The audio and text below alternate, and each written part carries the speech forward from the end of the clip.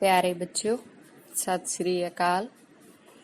ਅੱਜ ਬੇਟਾ ਆਪਾਂ ਆਪਣੀ 8ਵੀਂ ਜਮਾਤ ਦੀ ਪੰਜਾਬੀ ਦੀ ਪਾਠ ਪੁਸਤਕ ਵਿੱਚ ਦਰਜ ਪਾਠ 13 ਧਰਤੀ ਕਵਿਤਾ ਬਾਰੇ ਗੱਲ ਕਰਾਂਗੇ।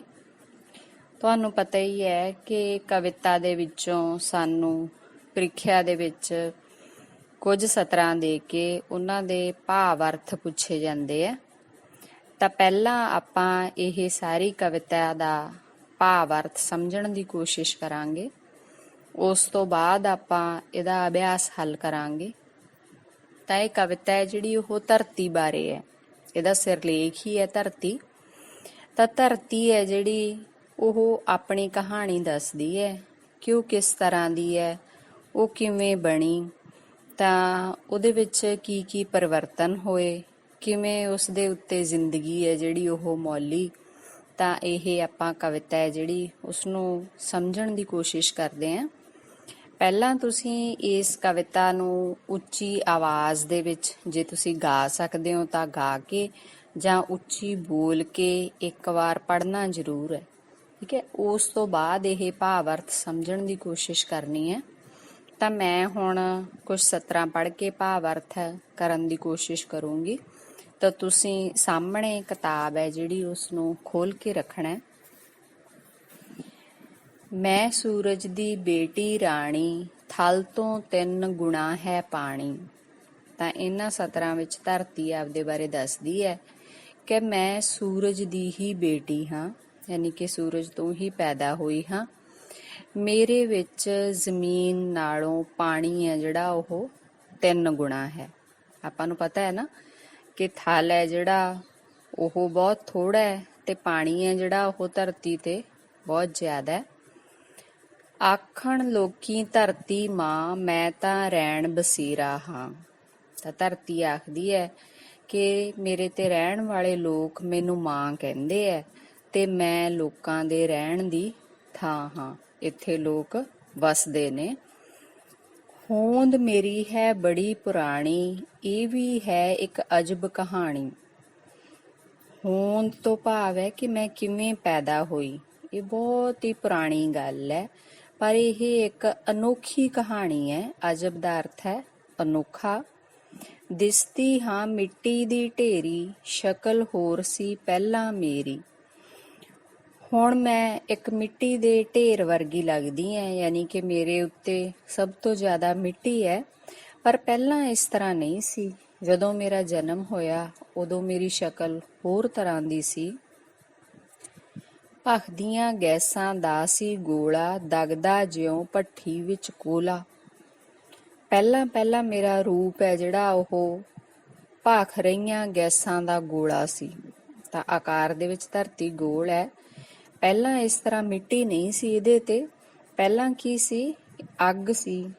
ਅੱਗ ਬਲ ਰਹੀ ਹੋਵੇ ਜਿਵੇਂ, ਤੇ ਬਹੁਤ ਸਾਰੀਆਂ ਗੈਸਾਂ ਹੋਣ।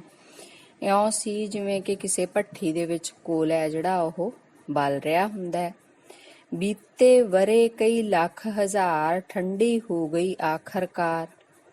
ਕਈ ਲੱਖਾਂ ਹਜ਼ਾਰਾਂ ਸਾਲ ਹੈ ਜਿਹੜੇ ਉਹ ਲੰਘਦੇ ਰਹੇ, ਬੀਤਦੇ ਰਹੇ।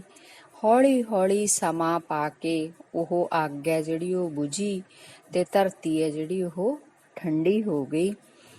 ਮੈਂ ਸੂਰਜ ਤੋਂ ਹੋਈ ਪੈਦਾ, ਦੁਆਲੇ ਘੁੰਮਣਾ ਪੱਕਾ ਕਾਇਦਾ। ਤਾਂ ਧਰਤੀ ਆਪਣੇ ਬਾਰੇ ਦੱਸਦੀ ਹੈ ਕਿ ਮੈਂ ਸੂਰਜ ਤੋਂ ਹੀ ਪੈਦਾ ਹੋਈ ਹਾਂ, ਮੈਂ ਸੂਰਜ ਦਾ ਹੀ ਹਿੱਸਾ ਹਾਂ।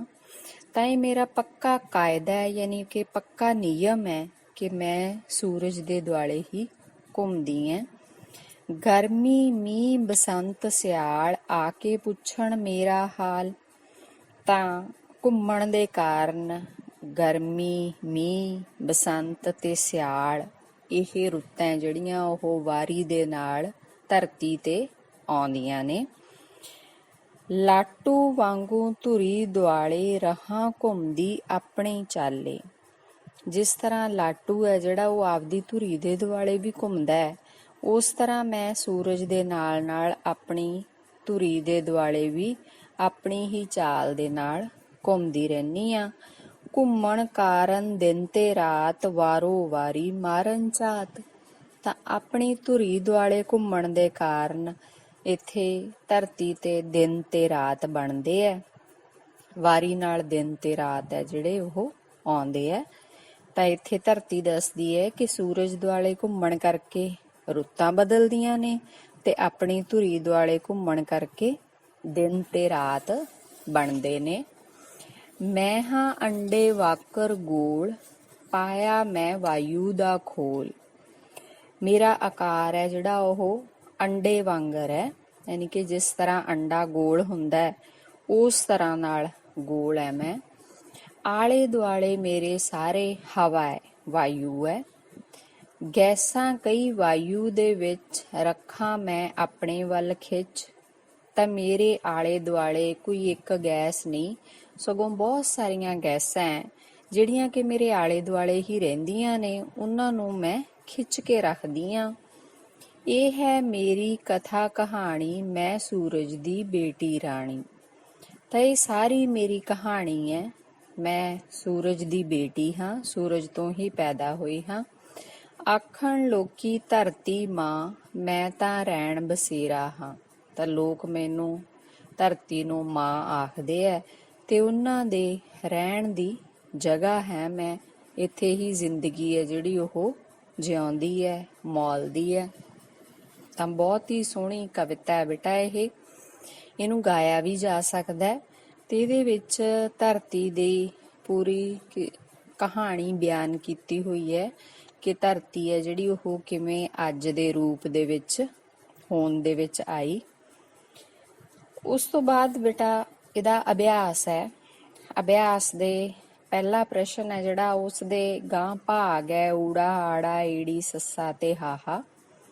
ਸਭ ਤੋਂ ਪਹਿਲਾ ਜਿਹੜਾ ਹੈ ਊੜਾ ਭਾਗ, ਉਹਦੇ ਵਿੱਚ ਹੈ ਮੈਂ ਸੂਰਜ ਤੋਂ ਹੋਈ ਪੈਦਾ, ਇਸ ਸਤਰ ਦਾ ਕੀ ਭਾਵ ਹੈ। ਤਾਂ ਇਹ ਸਤਰ ਦਾ ਕੀ ਮਤਲਬ ਹੈ ਕਿ ਮੈਂ ਸੂਰਜ ਤੋਂ ਪੈਦਾ ਹੋਈ, ਇਹਦਾ ਮਤਲਬ ਇਹ ਹੈ ਕਿ ਧਰਤੀ ਦਾ ਜਨਮ ਹੈ ਜਿਹੜਾ ਉਹ ਸੂਰਜ ਤੋਂ ਹੀ ਹੋਇਆ। ਧਰਤੀ ਹੈ ਜਿਹੜੀ ਉਹ ਸੂਰਜ ਦਾ ਹੀ ਹਿੱਸਾ ਸੀ। ਆੜਾ ਭਾਗ ਹੈ ਧਰਤੀ ਉੱਤੇ ਕਿਹੜੀਆਂ-ਕਿਹੜੀਆਂ ਰੁੱਤਾਂ ਆਉਂਦੀਆਂ ਹਨ। ਆਪਾਂ ਕਵਿਤਾ ਦੇ ਵਿੱਚ ਪੜ੍ਹਿਆ ਕਿ ਧਰਤੀ ਤੇ ਕਿਹੜੀਆਂ ਰੁੱਤਾਂ ਆਉਂਦੀਆਂ ਨੇ, 4, ਗਰਮੀ, ਮੀਂਹ, ਬਸੰਤ ਤੇ ਸਿਆਲ। ਪਹਿਲਾਂ ਧਰਤੀ ਕਿਹੋ ਜਿਹੀ ਸੀ? ਹੁਣ ਸਭ ਤੋਂ ਪਹਿਲਾਂ ਧਰਤੀ ਆਪਣੇ ਬਾਰੇ ਕੀ ਦੱਸਦੀ ਹੈ ਕਿ ਮੈਂ ਕਿਸ ਤਰ੍ਹਾਂ ਦੀ ਸੀ। ਉਹ ਕਹਿੰਦੀ ਹੈ ਕਿ ਮੇਰੀ ਸ਼ਕਲ ਪਹਿਲਾਂ ਹੋਰ ਸੀ, ਮੈਂ ਭਖਦੀਆਂ ਹੋਈਆਂ ਗੈਸਾਂ ਦਾ ਗੋਲਾ ਸੀ, ਅਜਿਹਾ ਜਿਵੇਂ ਕਿ ਭੱਠੀ ਦੇ ਵਿੱਚ ਕੋਲਾ ਭਖਦਾ ਹੋਵੇ। ਸੱਸਾ ਭਾਗ ਹੈ ਧਰਤੀ ਸੂਰਜ ਦੁਆਲੇ ਘੁੰਮਣ ਕਾਰਨ ਧਰਤੀ ਉੱਤੇ ਕੀ ਪ੍ਰਭਾਵ ਪੈਂਦਾ ਹੈ। ਤਾਂ ਜਦੋਂ ਧਰਤੀ ਸੂਰਜ ਦੇ ਦੁਆਲੇ ਘੁੰਮਦੀ ਹੈ ਤਾਂ ਧਰਤੀ ਦੇ ਉੱਤੇ ਰੁੱਤਾਂ ਬਦਲਦੀਆਂ ਨੇ, ਵਾਰੀ ਨਾਲ ਰੁੱਤਾਂ ਆਉਂਦੀਆਂ, ਕਦੇ ਗਰਮੀ, ਕਦੇ ਮੀਂਹ, ਕਦੇ ਬਸੰਤ ਤੇ ਕਦੇ ਸਿਆਲ ਆਉਂਦਾ। ਧਰਤੀ ਦਾ ਆਕਾਰ ਤੇ ਵਾਤਾਵਰਨ ਕਿਹੋ ਜਿਹਾ ਹੈ। ਧਰਤੀ ਆਪਣੇ ਆਕਾਰ ਬਾਰੇ ਦੱਸਦੀ ਹੈ ਕਿ ਉਹ ਅੰਡੇ ਦੇ ਵਾਂਗ ਗੋਲ ਹੈ ਤੇ ਉਹਦੇ ਆਲੇ ਦੁਆਲੇ ਹਵਾ ਦਾ ਇੱਕ ਖੋਲ ਬਣਿਆ ਹੋਇਆ ਹੈ ਜਿਹਦੇ ਵਿੱਚ ਬਹੁਤ ਸਾਰੀਆਂ ਗੈਸਾਂ ਨੇ। ਤਾਂ ਇਹ ਬੇਟਾ ਇਹਦਾ ਪਹਿਲਾ ਪ੍ਰਸ਼ਨ ਸੀ, ਉਹਦੇ ਕੁਝ ਭਾਗ ਸੀ। ਦੂਜਾ ਪ੍ਰਸ਼ਨ ਹੈ ਜਿਹੜਾ ਉਹ ਹੈਗਾ ਹੇਠ ਲਿਖੀਆਂ ਸਤਰਾਂ ਦਾ ਭਾਵ ਸਪਸ਼ਟ ਕਰੋ। ਉਹਦੇ ਵਿੱਚ ਊੜਾ ਤੇ ਆੜਾ ਭਾਗ 2 ਦਿੱਤੇ ਹੋਏ ਆ। ਇਸ ਕਵਿਤਾ ਦੇ ਵਿੱਚੋਂ ਹੀ ਸਤਰਾਂ ਲਈਆਂ ਹੋਈਆਂ ਨੇ, ਉਹਨਾਂ ਦੇ ਆਪਾਂ ਭਾਵ ਅਰਥ ਦੱਸਣੇ ਆ। ਤਾਂ ਮੈਂ ਸਾਰੀ ਦੀ ਸਾਰੀ ਕਵਿਤਾ ਦੇ ਭਾਵ ਅਰਥ ਤੁਹਾਨੂੰ ਦੱਸ ਦਿੱਤੇ, ਤਾਂ ਹੁਣ ਤੁਸੀਂ ਉਹ ਆਪਣੇ ਆਪ ਹੀ ਲਿਖ ਸਕਦੇ ਹੋ। ਤੀਸਰਾ ਜਿਹੜਾ ਪ੍ਰਸ਼ਨ ਹੈ ਉਹ ਔਖੇ ਸ਼ਬਦਾਂ ਦੇ ਅਰਥ ਹੈ। ਇਹ ਕਵਿਤਾ ਦੇ ਵਿੱਚ ਵਿਸ਼ੇਸ਼ ਤੌਰ ਤੇ ਬਹੁਤ ਮਹੱਤਵਪੂਰਨ ਹੁੰਦੇ ਆ, ਕਿਉਂਕਿ ਕਵਿਤਾ ਦੇ ਵਿੱਚ ਕਈ ਥਾਵਾਂ ਤੇ ਜੇ ਸਾਨੂੰ ਕਿਸੇ ਸ਼ਬਦ ਦਾ ਅਰਥ ਨਾ ਪਤਾ ਲੱਗੇ ਤਾਂ ਇਹ ਸਾਡੀ ਸਹਾਇਤਾ ਕਰਦੇ ਆ। ਇਹ ਕੁਝ ਸ਼ਬਦ ਉਹਨੇ ਦਿੱਤੇ ਹੋਏ ਨੇ। ਪਹਿਲਾ ਹੈ ਰੈਣ ਬਸੇਰਾ। ਤਾਂ ਰੈਣ ਬਸੇਰਾ ਕੀ ਹੁੰਦਾ? ਉਹ ਥਾਂ ਜਿੱਥੇ ਮੁਸਾਫਰ ਰਾਤ ਕੱਟਦੇ ਹਨ। ਦੂਸਰਾ ਹੈ ਅਜਬ। ਅਜਬ ਦਾ ਅਰਥ ਹੈ ਹੈਰਾਨ ਕਰਨ ਵਾਲਾ ਜਾਂ ਅਨੋਖਾ। ਤੀਸਰਾ ਵਾਯੂ। ਵਾਯੂ ਮਤਲਬ ਹਵਾ। ਚੌਥਾ ਧੁਰੀ। ਧੁਰੀ ਦਾ ਅਰਥ ਹੈ ਆਰੰਭ ਜਾਂ ਮੁੱਢ। ਅੱਗੇ ਹੈ ਕਾਇਦਾ। ਕਾਇਦਾ ਦਾ ਅਰਥ ਹੈ ਢੰਗ ਜਾਂ ਨੇਮ। ਜਾਂ ਅਸੂਲ ਜਾਂ ਰੀਤ ਜਾਂ ਦਸਤੂਰ। ਤਾਂ ਕਵਿਤਾ ਜਦੋਂ ਤੁਸੀਂ ਪੜ੍ਹੋਗੇ ਇਹ ਔਖੇ ਸ਼ਬਦਾਂ ਦੇ ਅਰਥ ਪੜ੍ਹ ਕੇ ਫਿਰ ਦੁਬਾਰਾ ਤੋਂ ਉਹ ਕਵਿਤਾ ਪਾਠ ਕਰਨਾ ਹੈ ਤੁਸੀਂ। ਚੌਥਾ ਪ੍ਰਸ਼ਨ ਹੈ ਵਾਕਾਂ ਵਿੱਚ ਵਰਤੋ। ਤਾਂ ਇਹ ਕੁਝ ਸ਼ਬਦ ਦਿੱਤੇ ਹੋਏ ਹੈ, ਤੁਸੀਂ ਇਹਨਾਂ ਦੇ ਵਾਕ ਬਣਾਉਣੇ ਹੈ। ਮੈਂ ਤੁਹਾਨੂੰ ਵਾਕ ਬਣਾ ਕੇ ਆਪਣੇ ਕੋਲੋਂ ਵੀ ਦੱਸ ਦਿੰਨੀ ਹੈ, ਪਰ ਇਹ ਤੁਸੀਂ ਆਪਣੇ ਆਪ ਬਣਾ ਸਕਦੇ ਹੋ। ਇਸ ਸ਼ਬਦ ਦੀ ਵਰਤੋਂ ਵਾਕ ਵਿੱਚ ਹੋਣੀ ਚਾਹੀਦੀ ਹੈ। ਵਾਕ ਕੋਈ ਵੀ ਹੋ ਸਕਦਾ ਹੈ। ਬੇਟੀ, ਅੱਜ ਕੱਲ੍ਹ ਬੇਟੀ ਪੜ੍ਹਾਓ ਬੇਟੀ ਬਚਾਓ ਮੁਹਿੰਮ ਚੱਲੀ ਹੋਈ ਹੈ। ਥਲ, ਧਰਤੀ ਉੱਤੇ ਥਲ ਭਾਗ ਜਲ ਨਾਲੋਂ ਘੱਟ ਹੈ। ਰੈਣ ਬਸੇਰਾ, ਧਰਤੀ ਸਾਡਾ ਰੈਣ ਬਸੇਰਾ ਹੈ। ਹੋਂਦ, ਧਰਤੀ ਕਾਰਨ ਹੀ ਮਨੁੱਖ ਦੀ ਹੋਂਦ ਹੈ। ਅਜਬ, ਇਹ ਦੁਨੀਆ ਉੱਤੇ ਜੀਵਾਂ ਦਾ ਅਜਬ ਵਰਤਾਰਾ ਹੈ। ਢੇਰੀ, ਸਾਡੇ ਦਰਵਾਜ਼ੇ ਅੱਗੇ ਮਿੱਟੀ ਦੀ ਢੇਰੀ ਲੱਗੀ ਹੋਈ ਹੈ। ਸ਼ਕਲ, ਕਿਸੇ ਦੀ ਸ਼ਕਲ ਤੇ ਕੋਈ ਵਿਅੰਗ ਨਹੀਂ ਕਰਨਾ ਚਾਹੀਦਾ। ਗੈਸ, ਜ਼ਹਿਰੀਲੀ ਗੈਸ ਚੜ੍ਹਨ ਕਾਰਨ ਉਸ ਦੀ ਮੌਤ ਹੋ ਗਈ। ਆਖਰਕਾਰ, ਧਰਤੀ ਪਹਿਲਾਂ ਬਹੁਤ ਗਰਮ ਸੀ ਤੇ ਆਖਰਕਾਰ ਉਹ ਠੰਡੀ ਹੋ ਗਈ। ਲਾਟੂ, ਕੱਲ ਬਾਜ਼ਾਰੋਂ ਮੈਂ ਇੱਕ ਲਾਟੂ ਖਰੀਦਿਆ। ਵਾਯੂ, ਸ਼ੁੱਧ ਵਾਯੂ ਮਨੁੱਖ ਨੂੰ ਸਿਹਤਮੰਦ ਬਣਾਉਂਦੀ ਹੈ। ਤਾਂ ਇਹ ਬੇਟਾ ਇਹ ਕਵਿਤਾ ਦੇ ਭਾਵ ਅਰਥ ਤੇ ਉਹਦਾ ਅਭਿਆਸ ਸੀਗਾ। ਇਸ ਤੋਂ ਬਾਅਦ ਤੁਸੀਂ ਧਰਤੀ ਦੇ ਮਹੱਤਵ ਬਾਰੇ ਲਿਖਣਾ। ਇਹ ਦੱਸਣਾ ਕਿ ਧਰਤੀ ਹੈ ਉਹਦਾ ਆਪਾਂ ਨੂੰ ਕੀ ਫਾਇਦਾ ਹੈ, ਆਪਣੇ ਲਈ ਕਿਵੇਂ ਮਹੱਤਵਪੂਰਨ ਹੈ। ਇਹ ਤੁਸੀਂ ਆਪਣੇ ਸ਼ਬਦਾਂ ਦੇ ਵਿੱਚ ਦੱਸਣ ਦਾ ਯਤਨ ਕਰਨਾ।